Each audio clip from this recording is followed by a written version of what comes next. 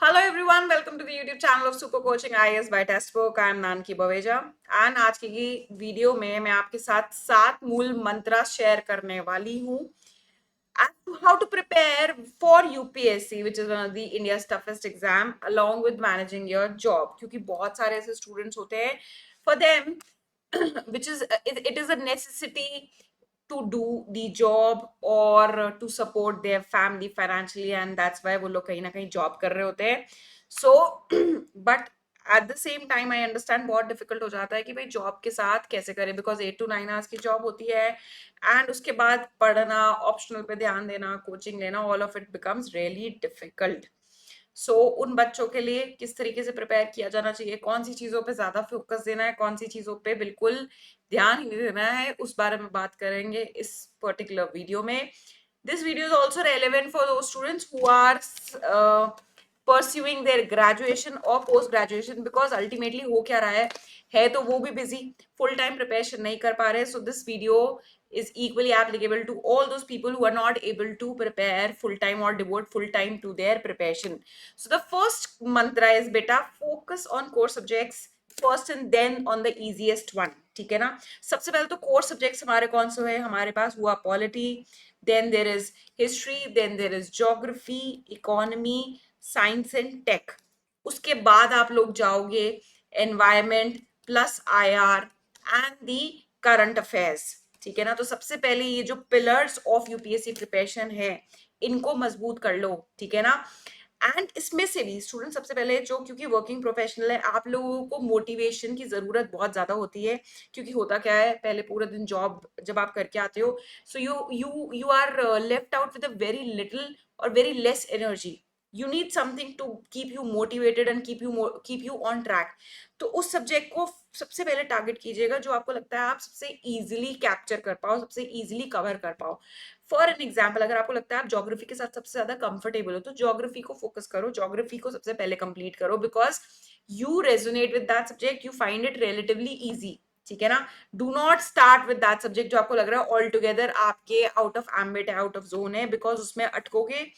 And then that cycle of कि भाई क्या मुझे ये एग्जाम देना भी चाहिए था कि नहीं देना चाहिए था, कि कितना देना चाहिए था, क्या मैं जॉब छोड़ू, नहीं, ऐसी कोई करना ही नहीं है. Just start with that subject जो आपको सबसे रिलेटिवली इजी लगता है out of all, right. Then planning of a subject also plays a very crucial role students.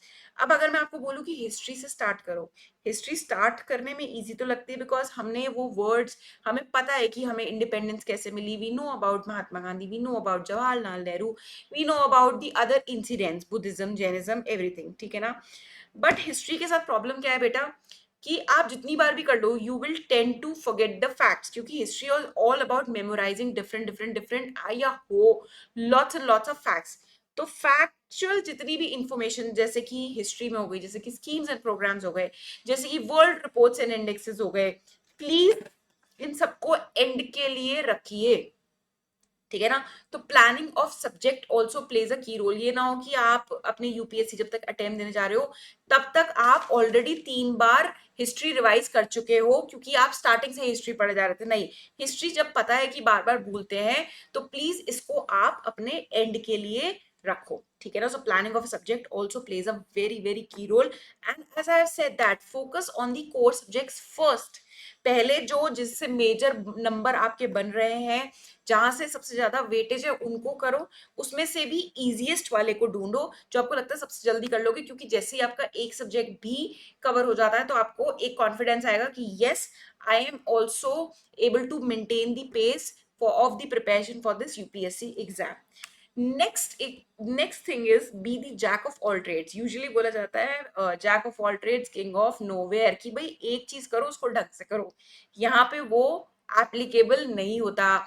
UPSC preparation defy this rule, क्योंकि अगर आप सोच रहे हो कि मैं अपनी जॉब में भी एक्सेल करूं एंड वहां पे नेक्स्ट ईयर प्रमोशन सिक्योर करना है, to be apple of the eyes of the manager, plus मैं अपना जो प्रिपरेशन के दौरान भी एकदम सारे सब्जेक्ट्स को बैलेंस करके चलूंगा एंड अच्छे से एक टाइम पे आंसर राइटिंग लिखना स्टार्ट कर दूंगा या आंसर प्रैक्टिस, तो आप अपने आप को फॉल्स होप्स दे रहे हो, आप बहुत ही ज्यादा आइडियलिस्टिक प्लानिंग कर रहे हो।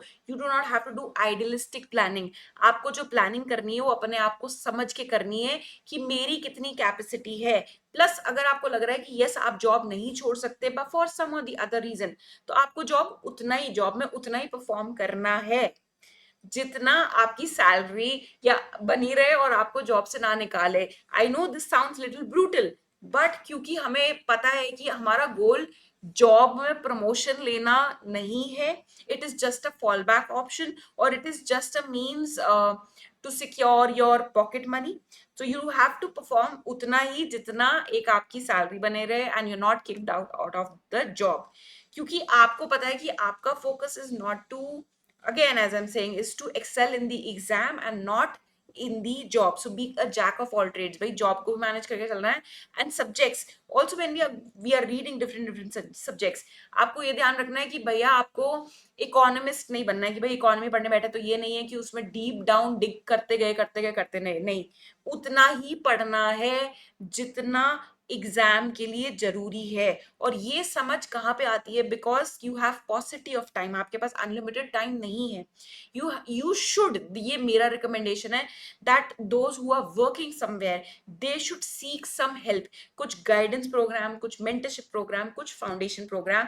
बिकॉज इससे बेसिकली होता क्या है, इससे आपकी जो एफर्ट जा रहा है वो कम हो जाता है। एक तो आप खुद से कोई किताब पूरी पढ़ रहे हो, ठीक है ना, और एक आपके लिए कोई ऑलरेडी उसको इजी और ल्यूसिड फॉर्म में पढ़ा रहा है, आपको उसको उसका क्रिस्प या उसका आपको सार पढ़ा रहा है, समरी पढ़ा रहा है, या उन उन पॉइंट्स पे फोकस करना बता रहा है कि ये चीजें जरूरी है एग्जाम के लिए, इन पे फोकस करो and may be you can sell through the prelims. तो ये सब बहुत ज्यादा जरूरी है, क्योंकि अगर आप हर चीज खुद से स्क्रैच से करने बैठोगे तो वही वाली बात है, आपसे maybe it will take time. मैं ये नहीं कह रही हूँ कि एग्जाम नहीं क्लियर होगा all together, but that will take time. तो अगर आपके मन में बिल्कुल भी अगर इस चीज से रिलेटेड डाउट है या डायलेमा चल रहा है कि हमें कोचिंग लेनी चाहिए कि नहीं लेनी चाहिए या मेंटरिंग, नहीं, you should enroll yourself specially for the GS and mains for the optional preparation, right? So enroll for some coaching and mentorship. Next is introspect and then make timelines. What is introspection means? Introspection मतलब होता है अपने अंदर झांक के देखना। So students basically होता क्या है, हम दूसरों को देख के अपना टाइम टेबल बनाते हैं। अच्छा ये जो मेरा फ्रेंड है ये कोचिंग भी अटेंड कर लेता है, ऑप्शनल की भी कोचिंग ले लेता है, फिर न्यूज़पेपर भी पढ़ लेता है एंड देन ये मॉक्स भी अपेयर कर लेता है। फर्स्ट ऑफ ऑल आप अपना पोटेंशियल देखो कि आपकी रीडिंग स्पीड कितनी है, ठीक है ना, आप कितना एक दिन में पढ़ लेते हो। डू नॉट मेक दी और सेट दी टाइमलाइंस डिपेंडिंग अपॉन आप फ्यूचर में कितना पढ़ लोगे। आज की तारीख में आपको अपना पोटेंशियल पता होना चाहिए कि भाई 40 मिनट से ज्यादा मेरा कंसंट्रेशन नहीं बैठता, या मेरा मेरा अटेंशन स्पैन तो सिर्फ 20 मिनट्स का है। तो you have to make your time table according to that. आप दूसरों को देख के अपना टाइम टेबल नहीं बना सकते हो, आप अपनी पोटेंशियल। अच्छा कि मैं सुबह सबसे ज्यादा एक्टिव होता हूँ, रात को आते आते आई एम मोर लेजी, तो maybe try to negotiate with your manager कि भाई मैं जॉब पे 10 की जगह 11 बजे पहुंच जाऊं, but I stretch the hours, या मैं 12 बजे पहुंच जाऊं, मैं 12 से 9 वाली शिफ्ट कर लूंगा, right? Because you know that कि आपके सबसे प्रोडक्टिव जो टाइम होता है वो सुबह होता है। So please try to identify when you are most productive. And I know that manager बार बार छुट्टी नहीं देंगे, but you can always negotiate कि भाई ठीक है I can stretch, but please I come late and I leave late, ठीक है ना। सो आइडेंटिफाई योर सेल्फ, कहाँ आपका पोटेंशियल लाया करता है, कौन से आपके स्ट्रॉन्ग पॉइंट्स है, एंड उसके अकॉर्डिंग जो अपनी टाइमलाइंस हैं उसको सेट कीजिए, ठीक है ना। Next is you have to steal time, क्योंकि बेटा आप कर रहे हो जॉब, ठीक है ना, और अगर आप जॉब के साथ ये सोच रहे हो कि मैं एक ही दिन में ऑप्शनल की क्लास भी और फाउंडेशन की क्लास भी अटेंड कर लूंगा एंड NCERT भी रीड कर लूंगा, नहीं पॉसिबल यूजुअली तो नहीं है, but then also you have to manage time as you have to steal time. कैसे? अगर सुबह जॉब करने जा रहे हो देन मेक श्योर कि उससे पहले 1.5 घंटे की शिफ्ट में एक बार पढ़ के जा रहे हो, एटलीस्ट 1.5 आवर, मतलब 1.5 घंटा आप पढ़ के जा रहे हो। आप कहोगे ma'am life is so hard, life is so tough for us, yes, because UPSC exam अपने आप में इजी नहीं है, plus you are trying to balance it out with the a full time job. तो इजी तो नहीं होने वाला है। अगर आप सोच रहे हो कि ये कोई वीडियो में कुछ मैं ऐसा बताऊंगी जिससे आपकी जर्नी इजी हो जाएगी, नहीं। sometimes you just need, what you need is the reiteration of some facts which you know somewhere deep down inside you, but you fail to maybe accept that. ठीक है ना? तो आप सबको पता है कि it's really not easy, but still उसके बाद भी क्या करते हो, you try to be very harsh on yourself. क्यों? क्योंकि आप क्या करते हो, you start comparing yourself with the others. ठीक है ना? जो फुल टाइम प्रिपरेशन में है, नेवर एवर डू दैट. ठीक है ना? तो 1.5 घंटा सुबह you have to make sure कि भाई जाने से पहले मुझे 1.5 घंटा पढ़ना ही है. या फिर अगर ऐसा है कि अगर आपको लगता है कि आप रात को सबसे ज्यादा प्रोडक्टिव होते हो, then reach to your job early, leave early, start your day early and job खत्म करो एंड कम बैक एंड सीधा स्ट्रेच पे पढ़ो. ठीक है ना? So you have to steal time, you have to make sure that weekends जो होते हैं, it is not for taking rest. Weekends rest के लिए नहीं होते हैं. दैट इज वेयर आपको 2 दिन मिलते हैं. Make sure at least Saturday Sunday you're getting off. अगर आपको कभी कॉम्प ऑफ्स भी लेने हैं, अगर कोई आपको छुट्टी लेनी है, so you have to make sure कि आपकी वो वीकेंड या जब आपकी एक्सटेंडेड हॉलीडेज आ रही हैं, उसके साथ आप अपनी हॉलीडेज को मैनेज करो, सो दैट आपको एक पूरा पैच मिल जाए पढ़ने के लिए. अगर आप लेट्स सपोज, अगर मान लीजिए कि एक छुट्टी फ्राइडे को आ रही थी और एक मंडे को आ रही थी and Saturday you do not have an of, try taking an off on Saturday so that you get Friday, Saturday, Sunday and Monday off over it, and then पूरा आपको एक पैच मिल जाए सो दैट एक streamline तरीके से आप पढ़ सको. And the last Mantra which is the most important out of all the 7 mantras that I've shared with you is, कभी भी अपने आप को कंपेयर मत करो दूसरों के साथ. Please do not compare your self with others. क्यों? क्योंकि आपके पास लिमिटेड टाइम है. ठीक है ना? एंड स्पेशली विद दोज जो फुल टाइम प्रिपरेशन कर रहे हैं, उनके साथ तो आपको कभी नहीं कंपेयर करना, बिकॉज उससे कुछ भी नहीं होगा, बस आप डीमोटिवेट और हो जाओगे. अगर आपको कंपेयर करना है ना, comparison is necessary because we need to keep ourselves motivated. एक किक मिलती है कि अच्छा वो तो इतना कर रहा है.